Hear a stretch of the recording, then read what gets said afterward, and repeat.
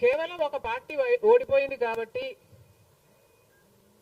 రాజశేఖర్ రెడ్డి గారి విగ్రహాలను ధ్వంసం చేయడం అన్నది చాలా దారుణం.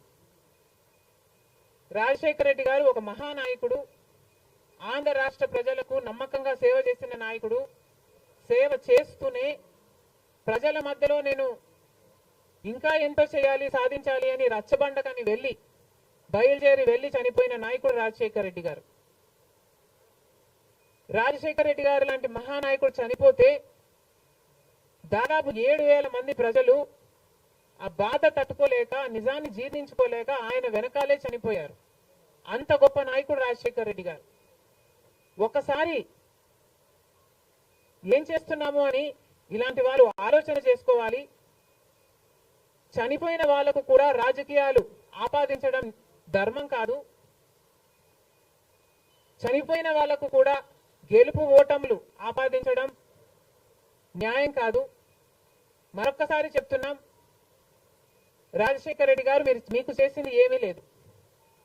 దయచేసి రాజశేఖర్ రెడ్డి గారి విగ్రహాలను ధ్వంసం చేయడం ఆపండి.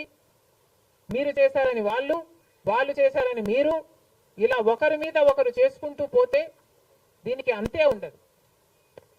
మళ్ళీ చెప్తున్నాం, మీకు ఇంకొకరికి తేడా ఉండాలి అంటే కొంచెం పేషెన్స్ ని పాటించాల్సిన అవసరం ఉంది.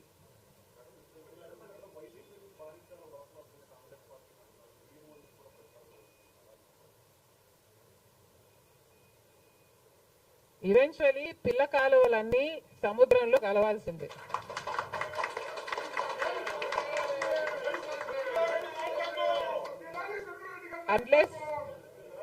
అన్లెస్ అవి ఎండిపోతే తప్ప. Yes, definitely.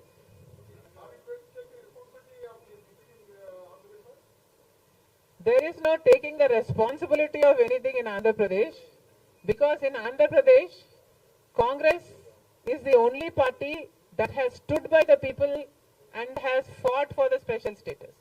On the one hand, Mr. Chandrababu Naidu, who was Chief Minister for 5 years, neglected special status, and then Mr. Jagan Mohan Reddy became the Chief Minister and continued neglecting the special status.